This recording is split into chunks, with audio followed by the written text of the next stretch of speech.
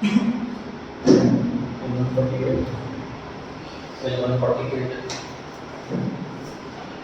चल रहा है financial statements of a company. Balance sheet P&L company का सीख रहे हैं बनाना। लास्ट क्लास में हमने लाइबिलिटी साइड कंप्लीट की थी, आज एसेट साइड कर रहे हैं।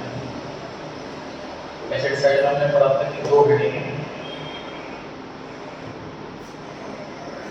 नॉन करंट एसेट्स और करंट एसेट्स। दो हेडिंग है, नॉन करंट एसेट्स और करंट एसेट्स।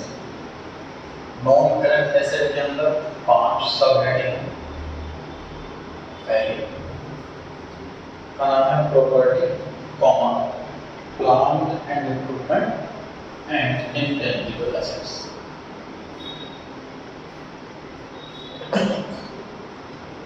बी पढ़ाई पेज पर आ जाइए। दूसरी सब हेडिंग है नॉन करंट इन्वेस्टमेंट। तीसरी डेफर्ड टैक्स एसेट्स। चौथी long term loans and advances. पांचवी है other non current assets. Current assets पर आ गए 6 सब हेडिंग है इसकी। Current investment, inventories, trade receivables, cash and cash equivalents, short term loans and advances और उसके बाद other current assets. 5 heading non current asset है, 6 सब हेडिंग करंट एसेट है। अब जो पहली हेडिंग है property, plant and equipment and intangible assets, इसके अंदर फर्दर 4 सब हेडिंग है, मतलब इस सब हेडिंग की सब हेडिंग है।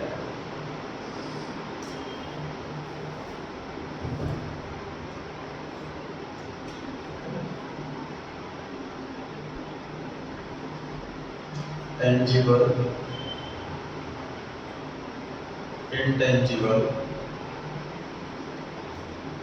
incomplete, tangible, incomplete, intangible। ये समझ लीजिए ये 4 हेडिंग है। tangible इसको देख सकते हैं, छू सकते हैं, बिल्डिंग, मशीन, फर्नीचर। इंटेंजिबल इसको देख नहीं सकते, छू नहीं सकते, गुडविल, पेटेंट, कॉपीराइट, ट्रेडमार्क। और तीसरा इनकम्प्लीट टेंजिबल। क्या मतलब कि सर मैं बिल्डिंग बनवा रहा हूँ, 31 मार्च आ गई, अभी आधी अधूरी बिल्डिंग बनी। 31 मार्च आ गई और आधी अधूरी बिल्डिंग बनी हुई है, तो उसको मैं टेंजिबल में नहीं लिखूंगा, यहाँ लिखूंगा तीसरे नंबर। सर ट्रेडमार्क के लिए मैंने एप्लीकेशन दे रखी है, पेटेंट्स के लिए एप्लीकेशन दे रखी है, पैसा खर्च हो चुका है मेरा, लेकिन अभी तक रजिस्टर्ड नहीं हुआ। या रिसर्च चल रही है किसी प्रोडक्ट पर, किसी टेक्नोलॉजी पर रिसर्च चल रही है, इसमें पैसा खर्च कर चुका हूँ। इनकम्प्लीट। ये मैंने नाम अपने साइड से दिया, ये एक्चुअल नाम नहीं है, एग्जाम में यही लिखना है आपको। ये नाम जो लिखा हूँ नहीं समझाने के लिए लिखा हूँ, एक्चुअल जो नाम है वो ये है। और पहला नाम टेंजिबल वाले का पहला नाम क्या है? Property, plant and equipment. ये नाम रखा है पहले वाले का, प्रॉपर्टी, प्लांट एंड इक्विपमेंट। इसके अंदर क्या आता है?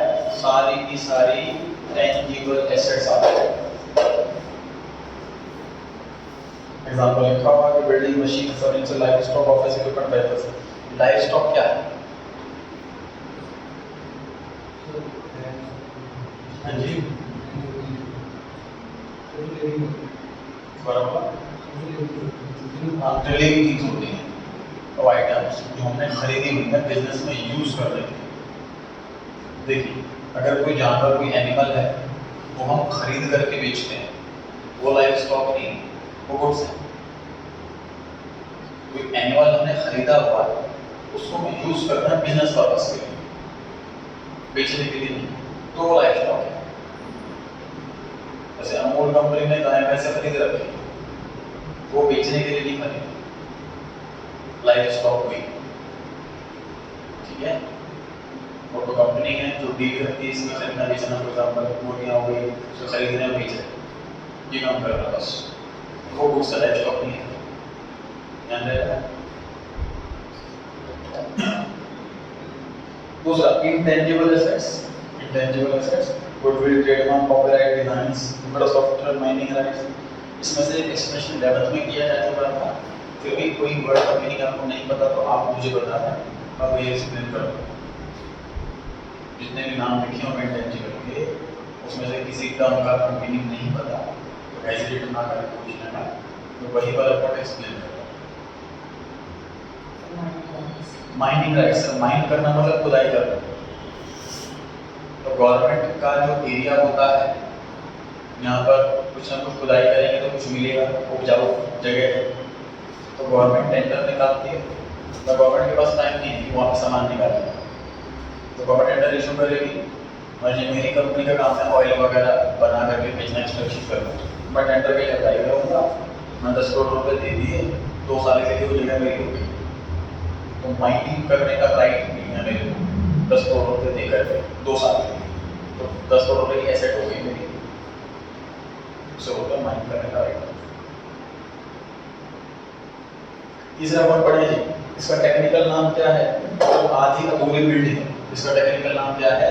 Capital work in progress. Work in progress में पता है कि कार्य प्रगति पर है, लिखा होता है रास्ते में, मतलब इनकम्प्लीट काम। कैपिटल वर्ड क्यों लगाया है? क्योंकि एसेट को हम कैपिटल एक्सपेंडिचर भी बुलाते हैं, कैपिटल वर्ड इसलिए लगाया है। आगे लिखा हुआ इनकम्प्लीट टेंजिबल, जैसे बिल्डिंग अंडर कंस्ट्रक्शन।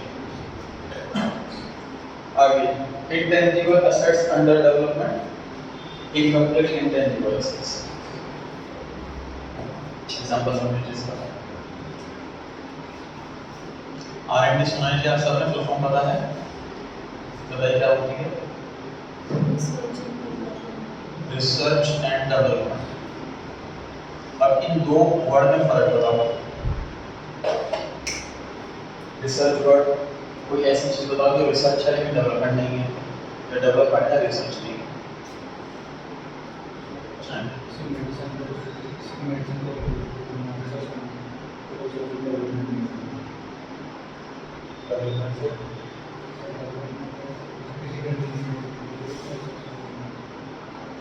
ट्राई कीजिए, आंसर गलत था लेकिन ट्राई अच्छा किया, और ट्राई कीजिए।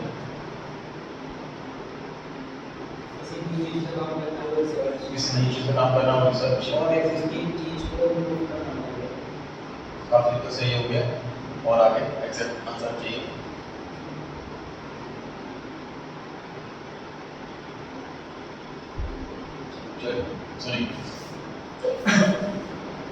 सर किसी नई आइटम पर हम रिसर्च करते रहते हैं, और ये पूरे साल में 50 लाख रुपए खर्च हो गए, लेकिन वो जो सोच रहे थे वो चीज़ बनी नहीं, उस खर्चे को एक्सपेंस बुलाते हैं हम, एसेट मानते ही नहीं, यहाँ पर नहीं लिखते उसको, एसेट साइड में लिखते ही नहीं, पैसा बर्बाद हो गया।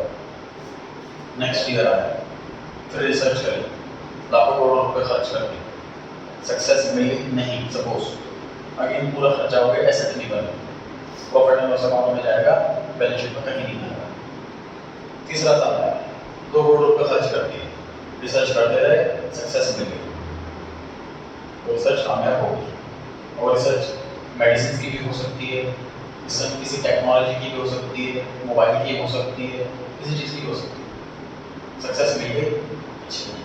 अब उससे जो अब उसको क्या करेंगे, रिसर्च सक्सेसफुल होगी, अब उसे ना प्रोडक्ट की शेप देंगे, तो टेक्नोलॉजी में बनाने का उसको मेडिसिन की शेप देनी है, टैबलेट की शेप देनी है, मोबाइल को के अंदर टेक्नोलॉजी का मोबाइल के अंदर उसको इनबिल्ड करना है, ऐसा तब उसे होता है डेवलपमेंट वाली स्टेज, उसको होता है डेवलपमेंट वाली स्टेज।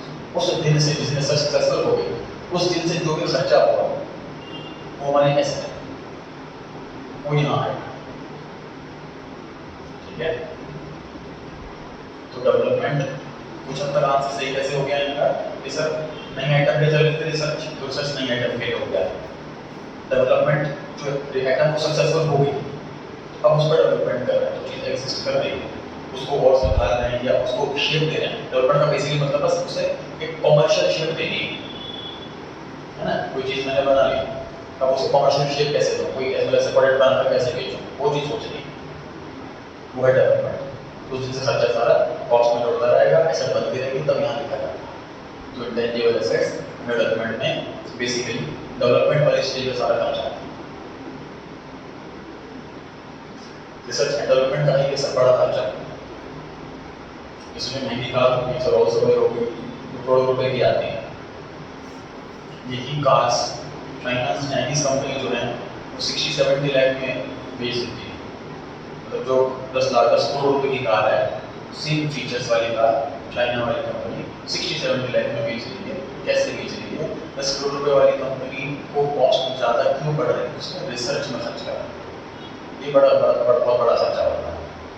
नई टेक्नोलॉजी पर नई डिज़ाइंस पर वर्क करना, डिज़ाइंस फेल भी होती हैं, उसकी कॉस्टिंग निकालना, ये बड़ा खर्चा आता है रिसर्च में। उनका खर्चा वहाँ होता है।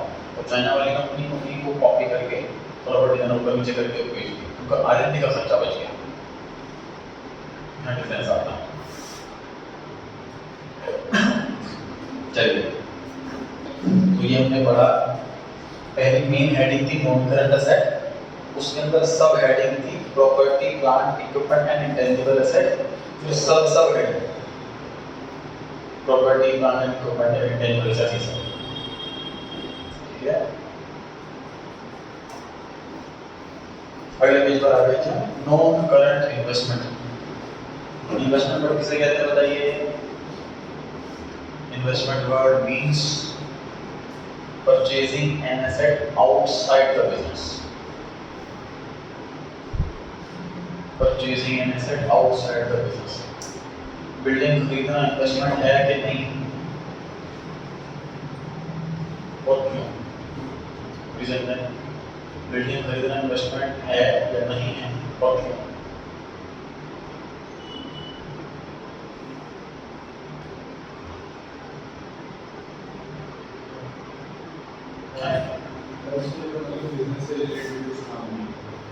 बिजनेस से रिलेटेड कुछ काम नहीं मिलेगा, इसलिए इन्वेस्टमेंट है। और कोई आंसर चेक बता रहा हूँ, सही गलत है? नहीं, नॉन करंट है, करंट इस पर चर्चा नहीं होगी। बिल्डिंग अकाउंट डेबिट करूँ कि इन्वेस्टमेंट अकाउंट डेबिट करूँ, इस पर चर्चा होगी। चलिए इसमें आंसर, सर बिल्डिंग हमारी कंपनी ने खरीदी है, अब उसमें बिजनेस करने वाले हैं तो बिल्डिंग अकाउंट डेबिट करो, फिर इन्वेस्टमेंट नहीं। हमने बिल्डिंग इसलिए खरीदी है, पैसा फालतू पड़ा था, प्रॉपर्टी सस्ती मिल रही थी, महंगी हो जाएगी बेचेंगे, तो इन्वेस्टमेंट अकाउंट डेबिट करो, तो बिल्डिंग नहीं है फिर इन्वेस्टमेंट। अपने बिजनेस से रिलेटेड पैसा खर्च ना करना। अगर मेरे को दुकान करनी है मार्कर बेचने की, रजिस्टर बेचने की, और बिल्डिंग खरीदी मैंने इसलिए, तो वो बिल्डिंग अकाउंट डेबिट होगा, वो इन्वेस्टमेंट नहीं है, वो एसेट है। बिल्डिंग अकाउंट डेबिट तो बिजनेस का यूज करूँगा, इन्वेस्टमेंट पर तब यूज करेंगे तो बिजनेस के बाहर पैसा इन्वेस्ट करें। किसी कंपनी के शेयर्स खरीद दिए, वो सस्ते मिल रहे हैं, गोल्ड खरीद दिया, प्रॉपर्टी सस्ती मिल रही है वो खरीद दी, किसी की कंपनी में पैसा इन्वेस्ट कर दिया, पार्टनरशिप में पैसा लगा दिया, ये सब इन्वेस्टमेंट है, बिजनेस के बाहर इन्वेस्ट किया है। ठीक है, बिल्डिंग खरीदी है इन्वेस्टमेंट के लिए खरीदी है। अगर क्वेश्चन आप सेंटर में पूछे बिल्डिंग खरीदी है तो इन्वेस्टमेंट डेबिट करें, बिल्डिंग डेबिट करें, क्यों? तो बिजनेस के लिए यूज करोगे सर बिल्डिंग डेबिट करो, और बिजनेस के लिए यूज नहीं करोगे, जब बढ़ जाएगी तो बेच लोगे, इस पर्पस से खरीदी तो इन्वेस्टमेंट की बिल्डिंग अकाउंट में डेबिट करो। ये आंसर देना है। Non current investment shares in another company held for long term. For example लिखा हुआ है किसी कंपनी के अंदर शेयर्स खरीदे लॉन्ग टर्म के लिए, तो वो non current investment. Definite asset discuss हो गया था लास्ट क्लास में। लॉन्ग टर्म लोन्स ना सर, ये लोन एसेट स्टडी में क्या करता है?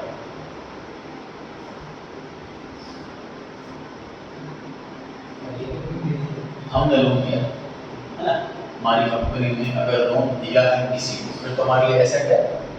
ध्यान रहे सर, हम अकाउंटेंट लोन के साथ कोई ना कोई वर्ड जरूर लगाते हैं, ये इंडिकेट करने के लिए ये एसेट वाला लोन, क्योंकि इन जनरल अगर सिर्फ लोन लिखा हो तो वो लायबिलिटी ट्रीट किया जाता, तो लोन एसेट वाला है ये पहचान करने के लिए उसके साथ कोई ना कोई वर्ड लगाया जाता है, जैसे लोन टू ग्राम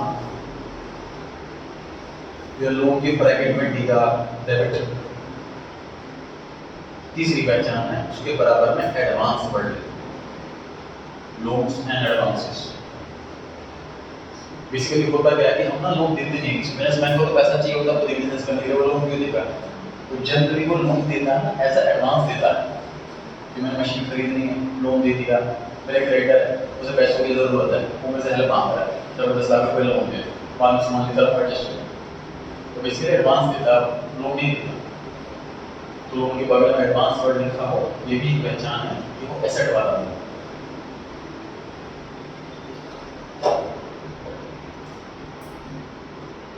उसके अलावा जी other non current asset, other वाली कैटेगरी होती है एक्सेट्रा वाली कैटेगरी, कि जिसके लिए कोई स्पेसिफिक हेडिंग नहीं है, उसको एक्सेट्रा वाले में डाल दो, अदर वाले में डाल दो।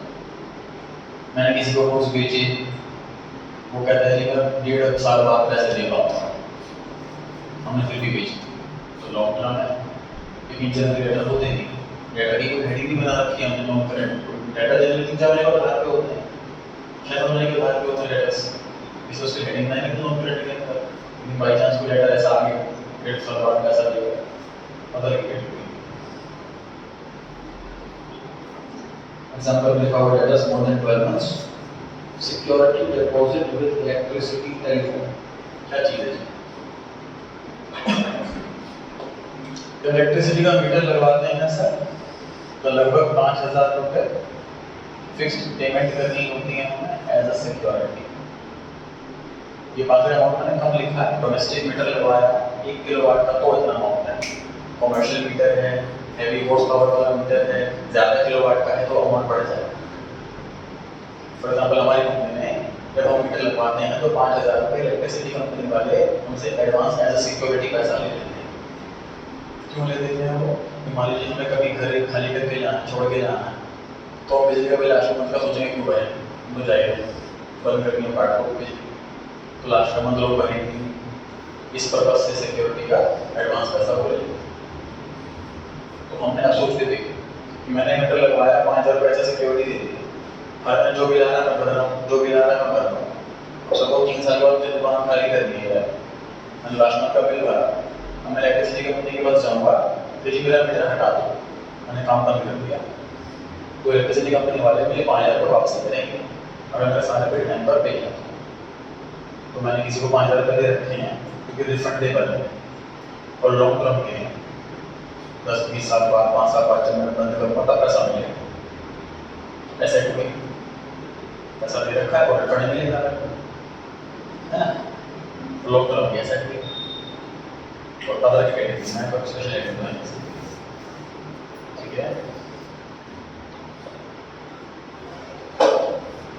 करंट एसेट्स पर आ गए हैं। पहले करंट इन्वेस्टमेंट, तो जो लॉजिक हमने नॉन करंट इन्वेस्टमेंट में सीखा, सेम लॉजिक करंट इन्वेस्टमेंट है, बिजनेस के बाहर पैसा लगाया है और 12 महीने के अंदर बेचना चाहिए।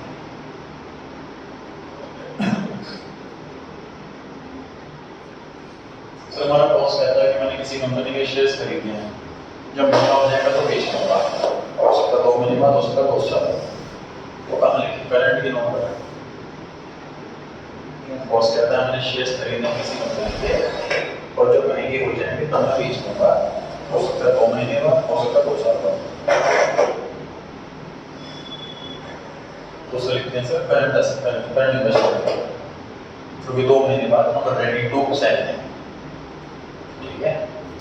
उसे करंट इन्वेस्टमेंट के अंदर लिखते हैं, इसके लिए हम रेडी टू सेल।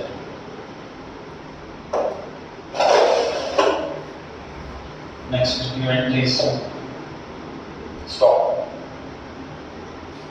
पहले लिखा हुआ रॉ मटेरियल, दूसरा लिखा हुआ वर्क इन प्रोग्रेस, तीसरा लिखा हुआ फिनिश गुड्स। सर मार्कर की फैक्ट्री है तो प्लास्टिक का दाना और इंक, ये 2 चीज़ हम परचेज करेंगे, वो रॉ मटेरियल है। मार्कर की कैप नहीं बनी, बाकी का मार्कर बन गया, ये वर्क इन प्रोग्रेस है, और कंप्लीट मार्कर रेडी हो गया, ये फिनिश गुड्स। तो 31 मार्च को कंपनी के पास थोड़ा बहुत रॉ मटेरियल भी पक्का होगा, थोड़ा बहुत वर्क इन प्रोग्रेस भी पक्का होगा और थोड़े बहुत फिनिश गुड्स भी पक्का होगा, तीनों के तीनों इन्वेंटरी का पार्ट है। उसके बाद लिखा है स्टॉक एंड ट्रेड, मतलब तैयार गुड्स खरीदे और बेचे। फिनिश गुड्स और स्टॉक एंड ट्रेड क्या होगा? फिनिश गुड्स और स्टॉकिंग ट्रेड में क्या फर्क है? दोनों रेडी गुड्स, तैयार मार्कर, कंप्लीट मार्कर, दोनों का मीनिंग यही है। फिर डिफरेंस क्या होगा? जब अलग टर्म बना रखी है उसका फर्क होगा, सिनोनिम्स तो नहीं है।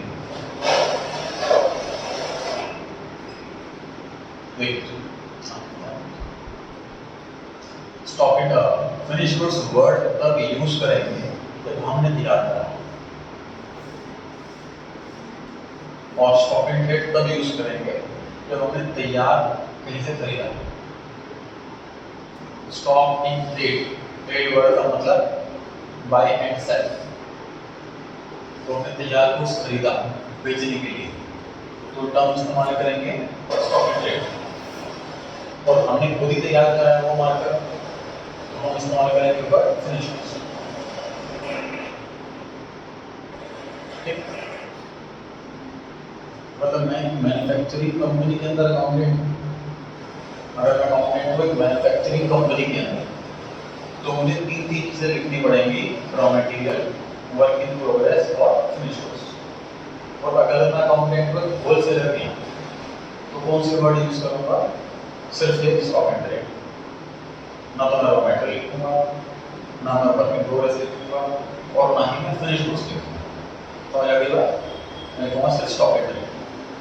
अगर मैं रिटेलर हूँ, मैं कुछ खरीद करके बेचता हूँ, बना करके नहीं बेचता, तो मैं अपने उसमें रॉ मटेरियल नहीं लिखूंगा, वर्क इन प्रोग्रेस नहीं लिखूंगा, फिनिश गुड्स नहीं लिखूंगा, स्टॉक इन ट्रेड लिखूंगा। समझ आ गई बात? स्टॉक इन ट्रेड कौन वर्ड यूज करता है? जो होलसेलर होता है और रिटेलर होता है। Raw material, developer, finish goods, ये तीन वर्ड कौन यूज करता है? जो मैन्युफैक्चरर होता है। समझ आ गई बात? तो मान लीजिए मेरी फैक्ट्री के अंदर मैं मार्कर को बना करके बेचता हूँ और डस्टर तैयार बेचता हूँ, होता है जी ऐसा? पर हर कंपनी हर चीज़ नहीं बनाती। जैसे सैमसंग की शायद 20 चीज़ आइटम आती है, टीवी हो गया, मोबाइल हो गया, एसी हो गया, हर आइटम आती है। तो हर आइटम तो खुद नहीं बनाता, कुछ खरीद करके बेचता है, कुछ बना करके बेचता है। तो जो वो खरीद करके बेचता है उसके लिए स्टॉक एंड ट्रेड यूज करेगा। तो मैं एग्जांपल दे रहा हूँ कि मार्कर हम बना करके बेचते हैं और डस्टर खरीद करके बेचते हैं, तो मेरी कंपनी में चारों वर्ड आएंगे, raw material, WIP, finish goods, ये आएगा मार्कर के लिए, और डस्टर के लिए आएगा स्टॉक एंड ट्रेड। समझ आ गया? ये हो गए चारों वर्ड कंपनी।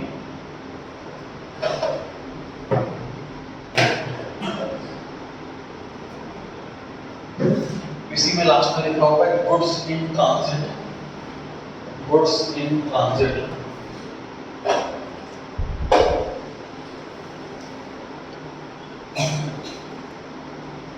तो 28 मार्च को मिस्टर ए ने सामान भिजवा दिया बी के पास।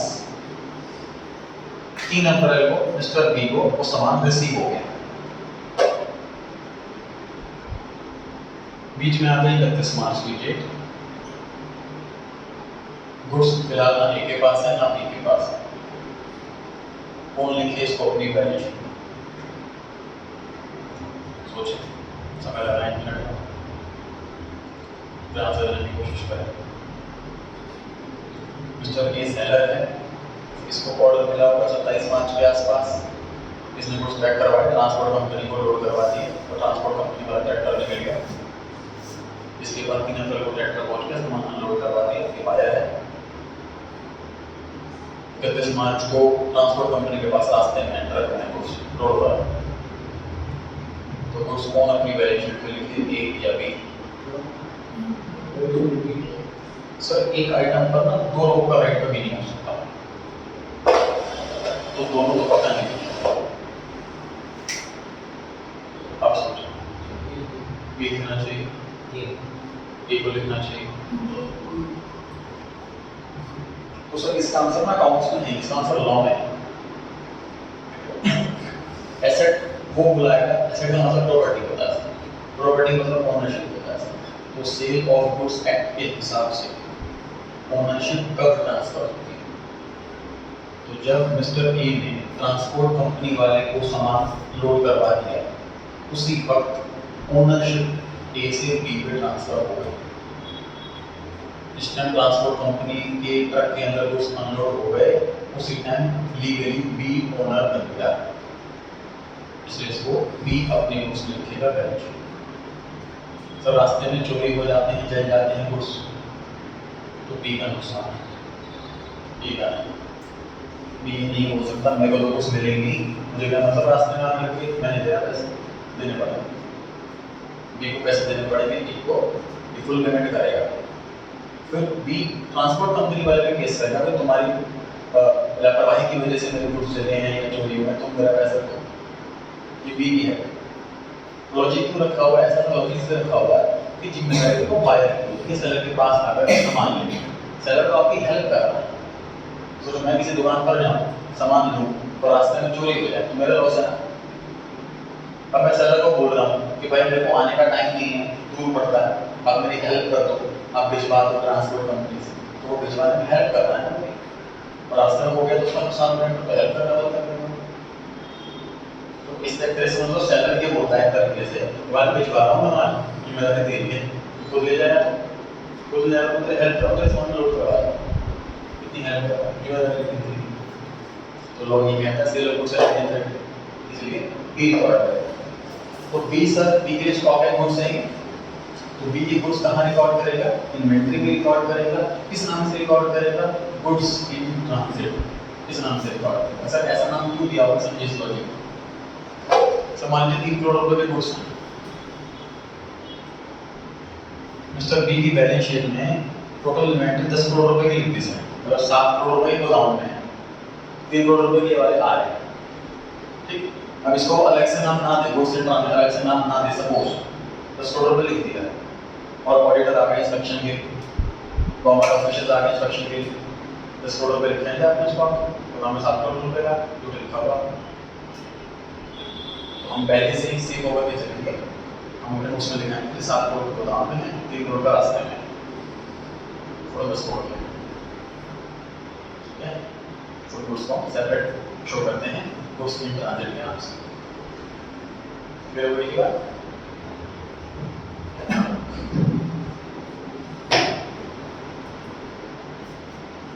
अब जो 2 आइटम रहेंगे इन्वेंटरी के अंदर, स्टोर्स एंड स्पेयर्स और लूज गुड्स, ये एक्चुअल में इन्वेंटरी थे नहीं,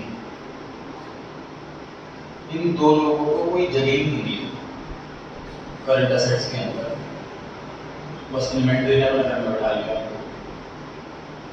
क्या चीज़ है? सर लूज गुड्स हैं औजार, जैसे प्लास, छोटे मोटे औजार, ये loose goods. Stores and spares हैं, ये होती है कंज्यूमेबल आइटम्स, जैसे ऑयलिंग, ऑयल रख दी कंपनी खरीदी की मशीन रुक गई, ऑयल डाल दिया, ये सब सामान। तो स्टोर्स एंड स्पेयर्स वो चीज़ है, ऑयल हो गया, कंज्यूमेबल आइटम हो गई, कंज्यूम हो जाती है, और शूज छोटे बड़े औजार हो गए, तो इसलिए कोई जगह नहीं दिख रही पूरी बैलेंस शीट के अंदर, उसको इन्वेंटरी के अंदर रखा हो, लॉजिक नहीं है, कोई लॉजिक एक्सपर्ट नहीं बड़ा है, ये आंसर है। 2 क्वेश्चन भी आता है कई बार, तो लूज गुड्स क्वेश्चन पूछे तो क्या बताना, हेडिंग करंट अफेयर, सब हेडिंग, सही। सीक्वेंट ट्रेड रिसीवेबल, डेटर और पीआर प्रोविजन इसी में से माइनस होगा। D1 cash and cash equivalent, जो कैश के जैसा हो, कैश बैंक चेक इन है, मतलब कस्टमर ने हमें चेक दे दिया, हमारे पास रखा हुआ अभी तक बैंक में जमा नहीं करा है, वो भी कैश इक्विवेलेंट है। Marketable securities and deposits up to 3 months, sir मैंने एफडी कराई 3 साल की, बताइए हेडिंग से बढ़े, एफडी कराई है 3 साल की, नॉन करेंट एसेट्स के अंदर हेडिंग हो गई है, तो सब हेडिंग।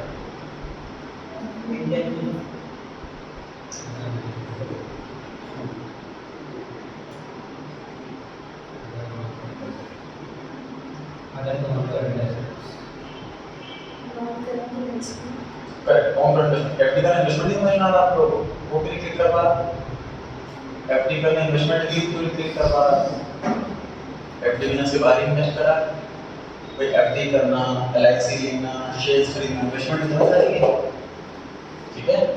तो ये हुई नॉन करंट एसेट के अंदर नॉन करंट इन्वेस्टमेंट। 2 साल बीत चुके हैं, 1 साल रह गया एफडी को मैच्योर होने में। अब हम लिखें करंट एसेट हेडिंग और करंट इन्वेस्टमेंट सब हेडिंग। 2 महीने रह गए एफडी को मैच्योर होने में।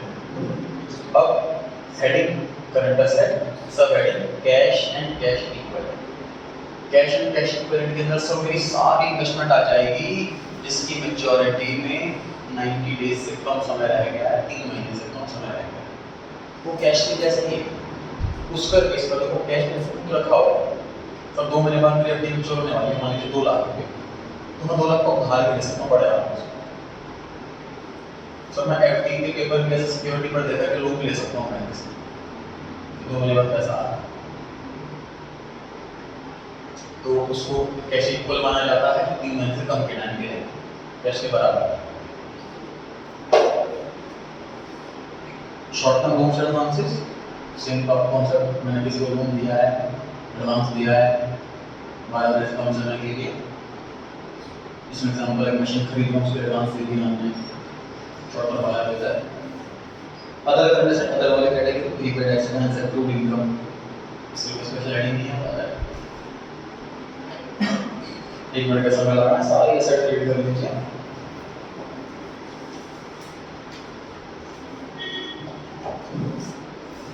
जो नॉन करंट एसेट में पहली सब हेडिंग है property plant equipment and asset, इसके अंदर जो 4 चीजें हैं, इसके अंदर जो एग्जांपल लिखे हैं ग्रीन कलर से, सिर्फ यही चीजें ऐसी हैं जिनमें 2-2 सब हेडिंग है।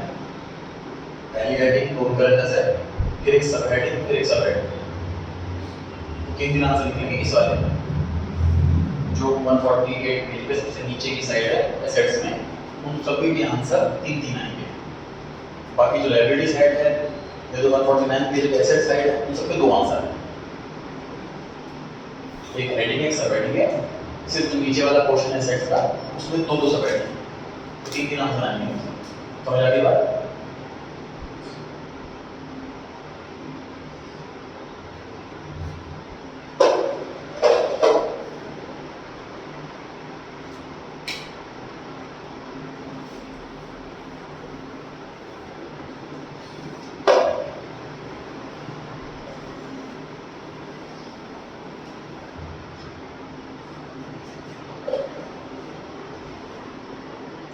कंफ्यूजन लगे तो पूछो।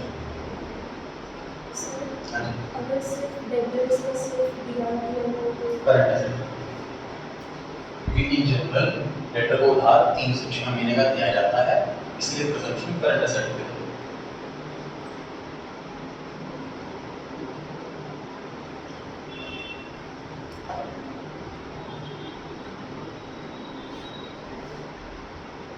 और सुपर टेस्ट का ध्यान रखना होगा, डिवेंचर सेक्टर का, रिसेंट डेज सेक्टर का।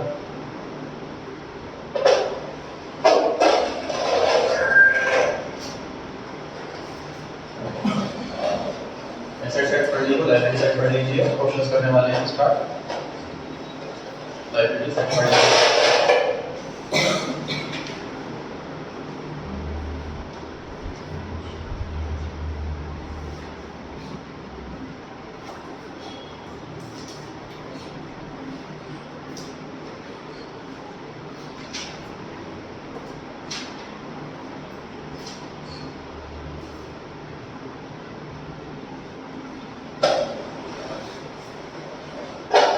आंसर्स के लिए आप लोगों को आना है बोर्ड पर लिखकर।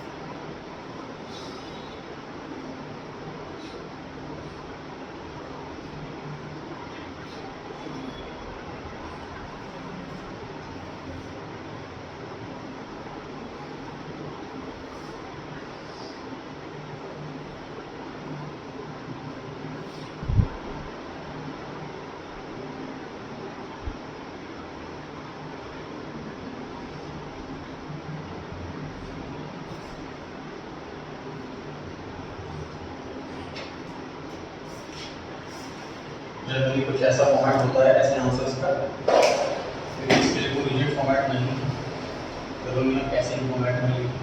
आप नॉर्मल लैंग्वेज लिख सकते हैं, हेडिंग ये, सब हेडिंग ये, आप लैंग्वेज फॉर्म लिख सकते हैं, अलग लैंग्वेज नाम लिख के और हेडिंग ये और लैंग्वेज सब हेडिंग ये, जो आपको इजी लगे तरीका फॉर्मेट वो यूज़ कर सकते हैं।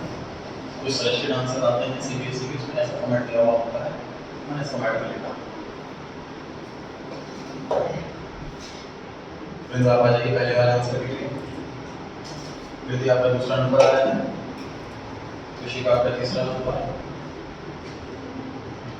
खुशी चौथा नंबर, आगे साल लगा लीजिए सर।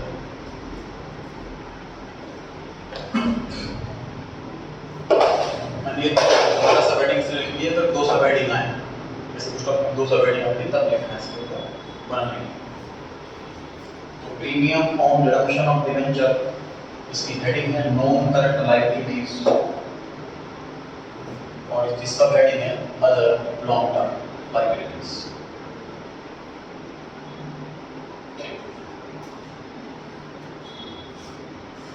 डाउट हो तो पूछ लें, एग्जांपल सारे एक्सप्लेन किए जा चुके हैं क्लास के अंदर।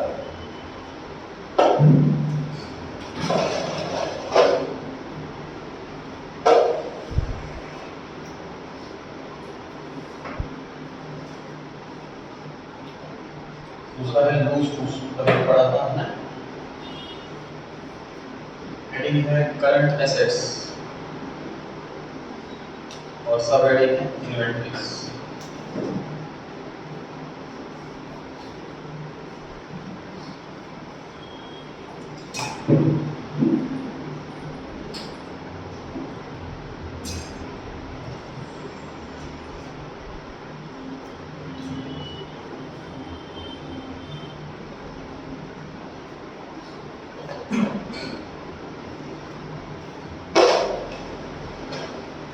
तीसरा है balance with banks, current assets, cash and cash equivalents.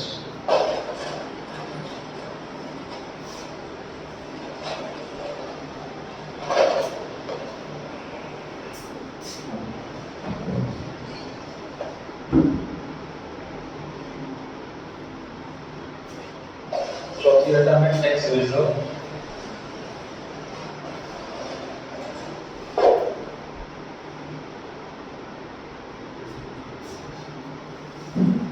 आपको करेक्ट करना है फोर्थ वाला आंसर। सबका सीक्वेंस चेंज हो गया।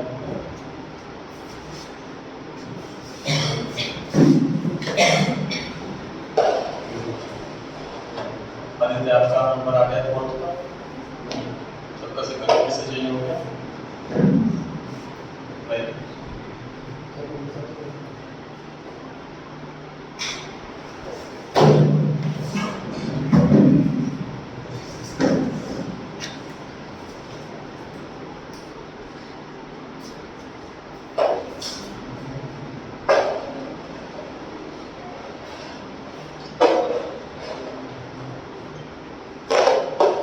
Shareholders funds, reserves and surplus. Sir reserve देखते ही पागल हो जाओगे, रिजर्व की तो लिखिएगा, रिजर्व की तो पूरी बैलेंस शीट में सिर्फ एक ही जगह है, रिजर्व एंड सरप्लस। सारे टाइप के रिजर्व इधर ही आएंगे। रिजर्व के बगल में कुछ भी लिखा हो, capital reserve, general reserve, security premium reserve, tax, कुछ भी लिखा हो, रिजर्व है ना, रिजर्व है, सब बात करना। सबसे इजी था ये, जान लोगों ने कर दी। फोर्थ फिफ्थ पॉइंट पर आ गए, interest on calls in advance.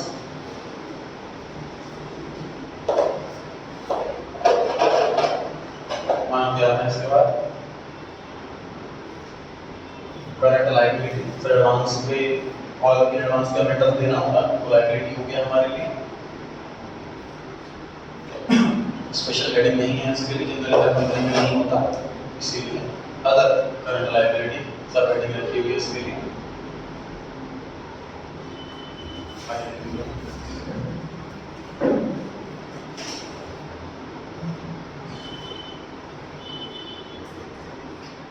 Ready है? सोर्स एंड स्पेस ये पढ़ा था मैंने आज की क्लास में। हेडिंग है इसकी करंट एसेट्स और सब हेडिंग है इन्वेंटरीज। आगे देखिए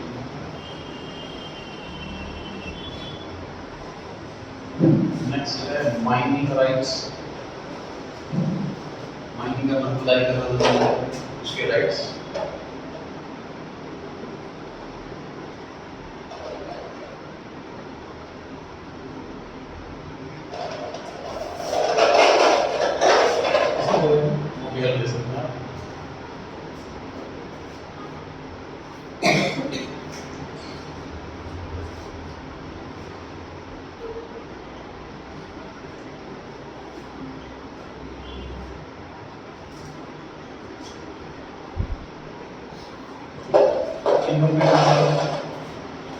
यहाँ पर तो सही है हेडिंग नॉन करंट एसेट। यहाँ पर लिखा जाएगा property plant and equipment and intangible assets, ये वाली सब हेडिंग आएगी।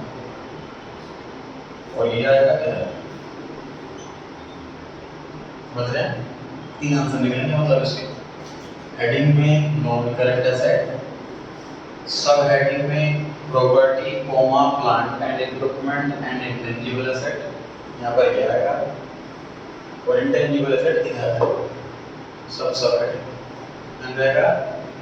3 आंसर है इसमें, दोनों सब हेडिंग फिर सब हेडिंग फिर सब हेडिंग की सब हेडिंग। नोटिस ये हिसाब से करें, हिसाब से मैंने बोला है ये जैसे से आ जाइए।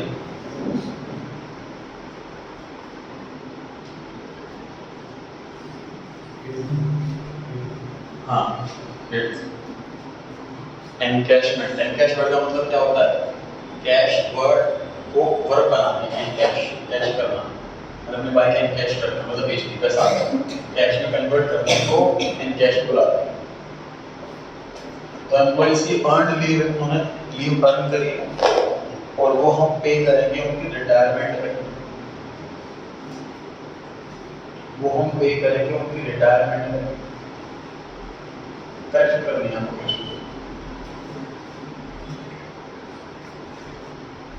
करेक्शन करनी है आपको। नॉन करंट एसेट नहीं, नॉन करंट लायबिलिटी हम पे करेंगे रिटायरमेंट के टाइम पर। रिटायरमेंट पर पे करेंगे तो हमारी लायबिलिटी हुई नॉन करंट लायबिलिटी। और अमाउंट नहीं पता रिटायरमेंट में कितना पैसा बन जाएगा, इसलिए लॉन्ग टर्म प्रोविजन। प्रोविजन जिंदा आपकी बारी है। Vehicles, scooter, car, truck.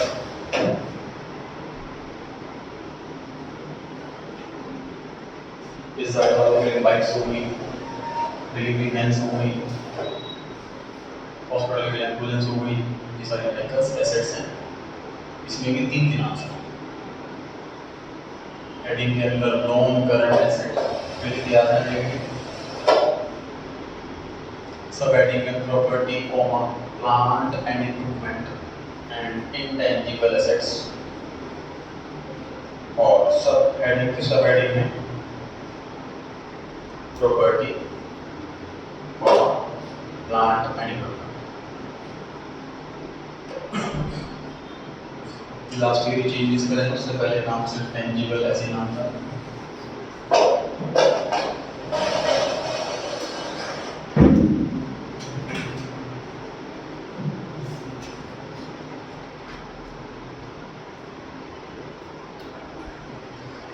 Short term deposits, short term deposits heading है इसकी करंट एसेट्स।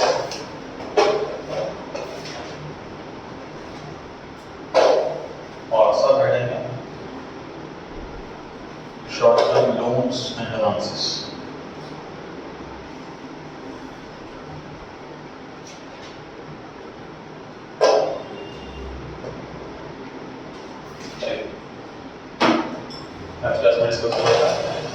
नेक्स्ट आ जाइए।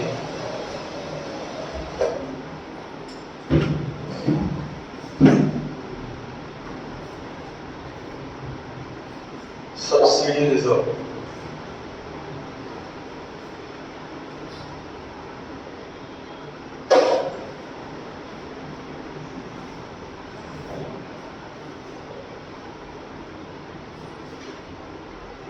सर रिजर्व देखते क्या हो जाओ, पागल हो जाओ। फिर रिजर्व की जगह तो सिर्फ एक सबसे आसान क्वेश्चन आ गया रिजर्व में तुम्हें किया है शेयर डस्टमेंट्स के अंदर reserves and surplus.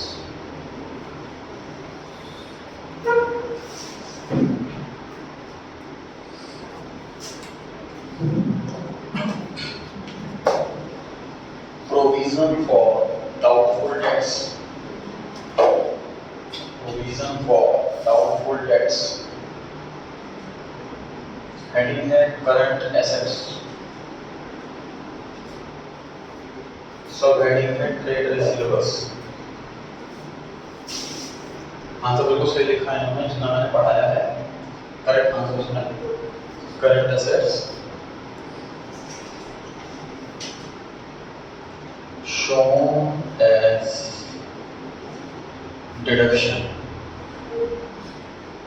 from trade receivables। Sir जगह तो बतानी है हमें, अगर हम किसी चीज की हेडिंग या सब हेडिंग बता रहे हैं इसका मतलब हम ये कह रहे हैं कि ये उसमें ऐड होगा। जैसे वेहिकल्स में लिखा ये प्रॉपर्टी प्लांट इक्विपमेंट के अंदर आएगा तो मतलब उसमें जुड़ेगा। लेकिन अगर प्रोविजन जुड़ना नहीं है घटना उसमें आना तो जगह तो वही है लेकिन वहाँ पे ऐड नहीं होना लेस होना, तो हमें ये बात मेंशन करनी होगी। हेडिंग तो उसकी करंट असेट है, सब हेडिंग में लिखेंगे it is shown as deduction from trade receivables. तो ये इसकी एक्चुअल प्रेजेंटेशन है जो हमने बैलेंस शीट पढ़ते थे हमने डिस्कस की थी। प्रेजेंटेशन वाला पार्ट था इसलिए क्वेश्चन में डिस्कस किया जा रहा है। तो ये हमने क्या चीज सीखी सर, जब भी कोई नेगेटिव फिगर दिखे, फॉर एग्जांपल क्वेश्चन लिखा हो लॉस है तो सीधे सीधा रिजर्व एंड सरप्लस में लिख दोगे it is shown as deduction from reserve and surplus. कोई भी चीज नेगेटिव एज डिडक्शन शो होनी है ये हमें बतानी है और हमें उसमें डिडक्शन नहीं लिखा हो मतलब प्लस। ठीक है ध्यान रहेगा। नेक्स्ट आ जाए debentures.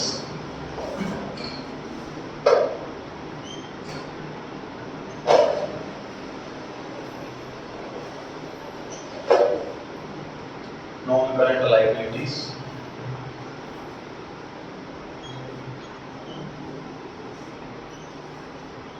Non-current liability heading. Long-term borrowings.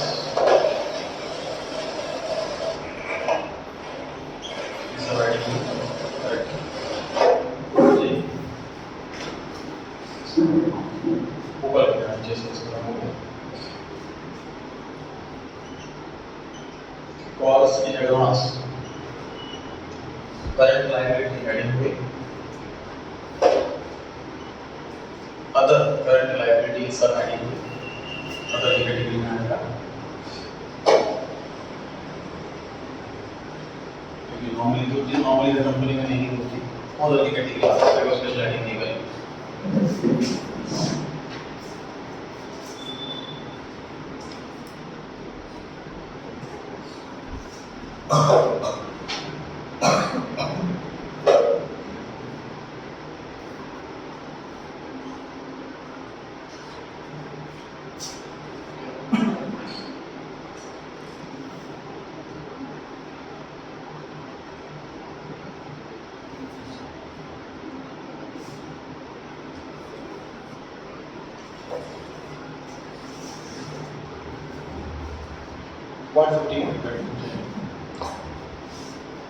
What the 15 proposed limit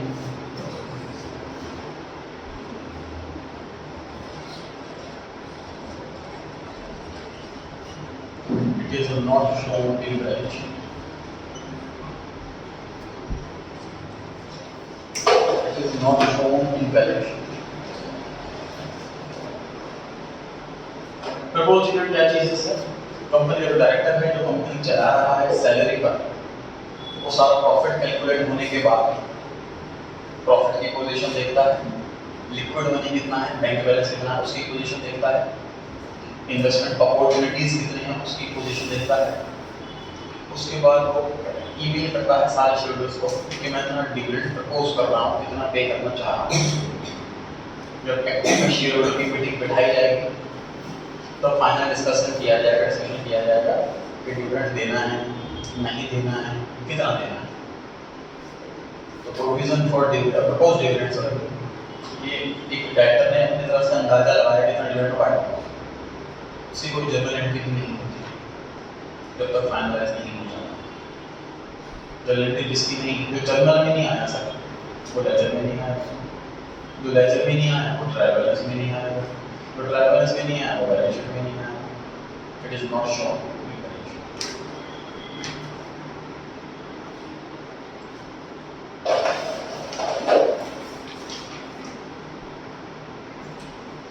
clear आ रही है।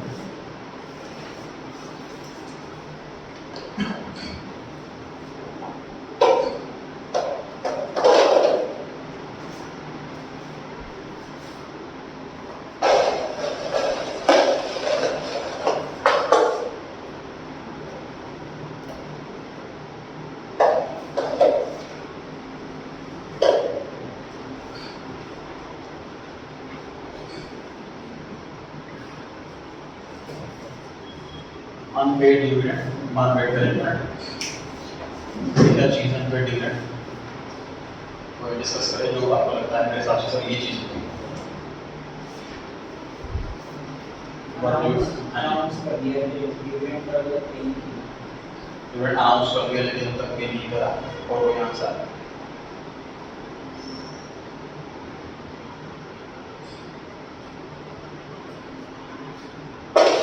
चलिए।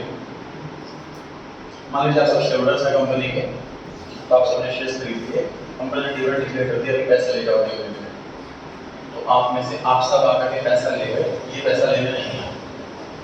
बहुत सारे ऐसे लोग हैं पुराने टाइम के, किसी कंपनी के शेयर्स खरीद लिए, शेयर सर्टिफिकेट रखा हुआ है अलमारी के अंदर, भूल गए कि शेयर्स लिए हमारे पास, डिविडेंड लेने नहीं जा रहे, या फिर ये तो मैंने मैनुअल एग्जांपल दिया, मैनुअल का अकाउंटिंग की बात करते हैं।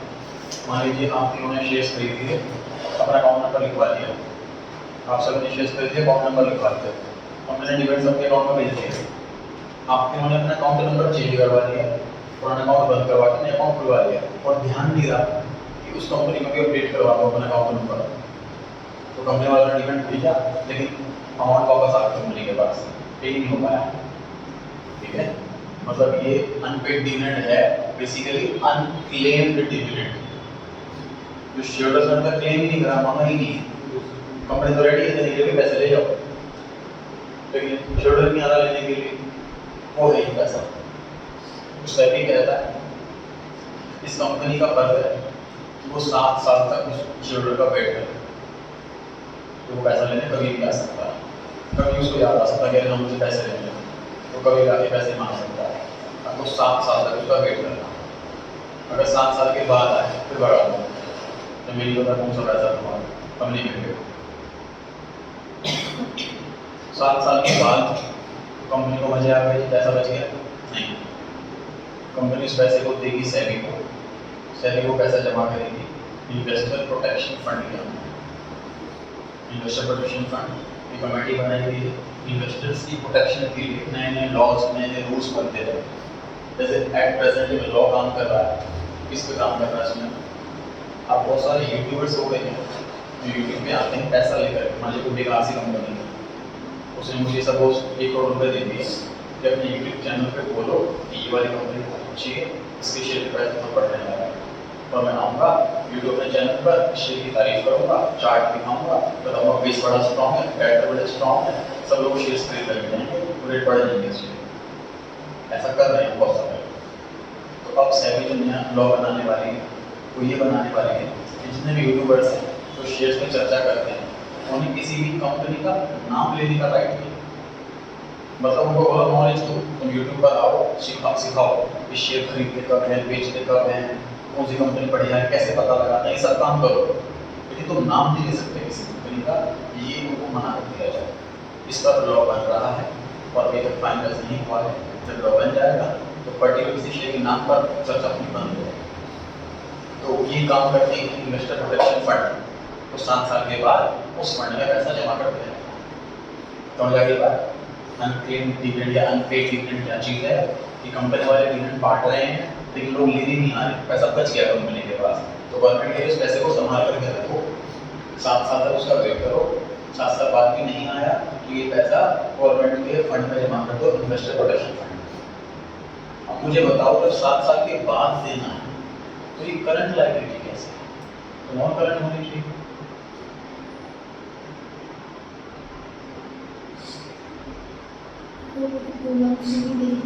बिल्कुल सही, सब तो 2 मंथ में भी दे सकते हैं। 7 इयर्स तो मैक्सिमम लिमिट है वेट करने की। मैंने बताया था जो लायबिलिटी 2 महीने बाद भी हो सकती है या 2 साल बाद भी हो सकती है वो करंट लायबिलिटी। जो इन्वेस्टमेंट में 2 महीने बाद भी बेच सकता हूँ, 2 साल बाद भी बेच सकता हूँ, वो करंट इन्वेस्टमेंट।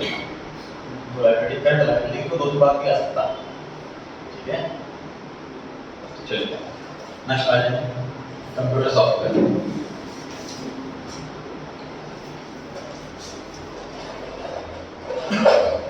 मीन्स क्लास में आने का पर्पस नॉलेज नहीं होता, जितने भी क्वेश्चन है हर बुक के अंदर आंसर है, नंबर डिफरेंट कहाँ हेडिंग है कहाँ सब हेडिंग है, इसका आंसर हर बुक के अंदर है।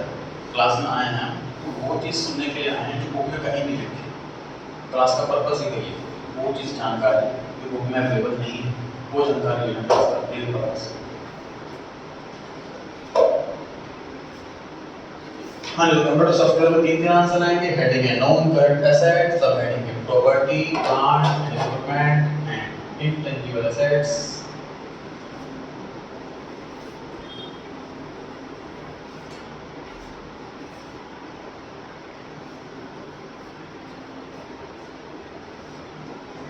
और सब हेडिंग है इंटेंजिबल एसेट्स। आ जाइए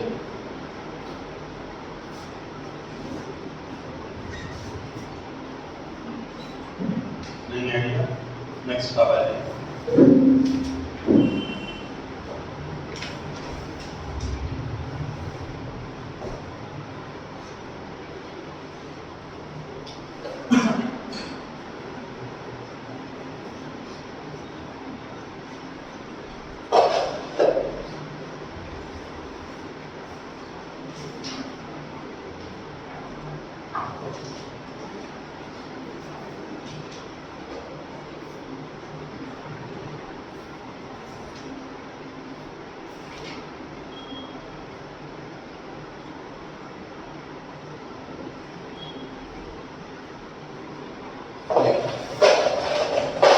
लोन के साथ वर्ड लिखा होगा प्रोवाइडेड।